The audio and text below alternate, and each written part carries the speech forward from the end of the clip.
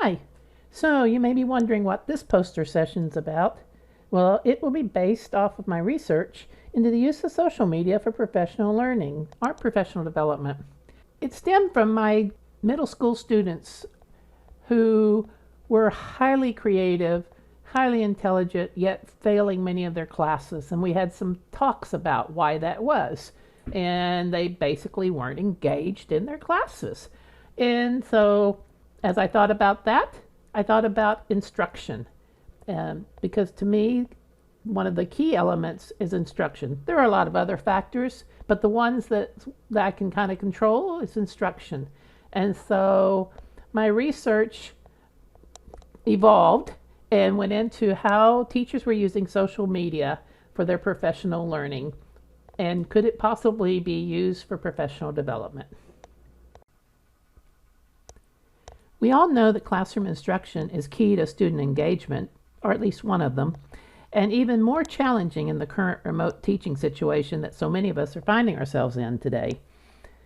Check out the factors and desires of students. Make note of that, because we'll see something interesting in a minute that we intuitively know but may not have connected. Now, one of the keys to creating engaging instruction is effective professional development. Think, how many times have you been in PD thinking, I could be grading, I could be working on lesson plans, oh my gosh, will this ever be over, etc.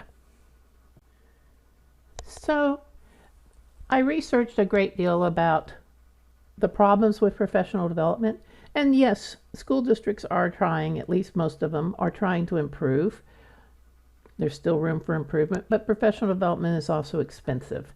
So when I researched this, I started with professional development, what was wrong, what the teachers desire. And it was very similar to our students. So where does social media come in? That's what this is all about. Teachers are turning to social media to fill in those gaps, to find the things that they're looking for that they're not getting in their professional learning, or that maybe they're just looking for activities to do with their students, or answers. Maybe they want to collaborate. For my research, I chose one specific group. It was the Facebook Breakout EDU discussion group.